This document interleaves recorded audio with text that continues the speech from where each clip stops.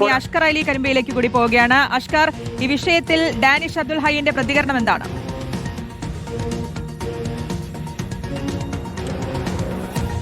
ശ്രുതി, ഈ പാട്ട് ആദ്യമായി പാടിയ അല്ലെങ്കിൽ ഈ റെക്കോർഡിംഗ് സ്റ്റുഡിയോയിൽ വെച്ച് പാട്ട് പാടിയ ആളാണ് മുഹമ്മദ് ഡാനിഷ്. അതിനോടൊപ്പം തന്നെ പിന്നീട് ഒരു പൊതുവേദിയിൽ ഇത് അവതരിപ്പിച്ചത് മുഹമ്മദ് ഡാനിഷും അതുപോലെ തന്നെ അബ്ദുൽ ഹൈയും ചേർന്നാണ്. താനൂർ തിരൂർ ഭാഗത്ത് നടന്ന പൊതുപരിപാടിയിലായിരുന്നു ഇത് അവതരിപ്പിച്ചത്.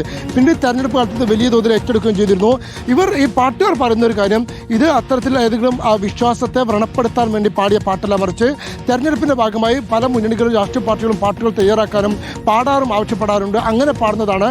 UDF വേണ്ടിയും LDF വേണ്ടിയും അങ്ങനെ 100 കണക്കിന് പാട്ടുകൾ ഈ സ്റ്റുഡിയോയിൽ വെച്ച് തന്നെ പാടുകയും ചെയ്തിട്ടുണ്ട്. അതിലൊരു പാരഡി പാട്ട് മാത്രമാണ് ഈ പാട്ട്. അതുകൊണ്ട് തന്നെ ഏതെങ്കിലും വിധത്തിൽ ഇനി ആരെങ്കിലും കേസുമായി വന്നാൽ നിയമപരമായി മുന്നോട്ട് പോകുമെന്നതാണ് ഈ സംഘത്തിൻ്റെ നിലപാട്. മാത്രമല്ല, ഈ പാട്ട് പാടിയതിനു ശേഷം അയ്യപ്പ ഭക്തരടക്കം ഒരുപാട് ആളുകൾ വിശ്വാസികൾ വിളിച്ച് തന്നെ നിങ്ങളെ കൊണ്ട് അയ്യപ്പനാണ് ഇത് പാടിപ്പിച്ചതടക്കം വലിയ തോതിൽ തങ്ങളെ പിന്തുണയ്ക്കുകയും ചെയ്തിട്ടുണ്ട്. അങ്ങനെ വിശ്വാസത്തെ വ്രണപ്പെടുത്തുന്ന ഒരു കാര്യവും അതിലില്ല എന്നാണ് അവർ പറയുന്നത്. മാത്രമല്ല, ശബരിമല സ്വർണ്ണക്കൊള്ള മാത്രമല്ല, അതിനപ്പുറത്തേക്ക് വയനാട്ടിലെ ദുരിതബാധിതരുമായി ബന്ധപ്പെട്ട പുനരധിവാസവുമായി ബന്ധപ്പെട്ട വിഷയവും അതുപോലെ തന്നെ സർക്കാരിനെതിരെയുള്ള മറ്റ് വിഷയങ്ങളുമൊക്കെ തന്നെ ഈ പാട്ടിൽ ഉൾപ്പെടുത്തിയിട്ടുണ്ട്. അതുകൊണ്ട് ഒരു തരത്തിലും ഇത് വിശ്വാസത്തെ വ്രണപ്പെടുത്തുന്നത് പാട്ടല്ല എന്നതാണ് അവർ അവകാശപ്പെടുന്നത്. അതിനോടൊപ്പം തന്നെ ഈ നിയമപരമായ കേസുകളോ നടപടികളോ വന്നാൽ അതിന് നേരിട്ട് മുന്നോട്ട് പോകുമെന്നും ഈ ഗായക സംഘം വ്യക്തമാക്കുന്നുണ്ട്.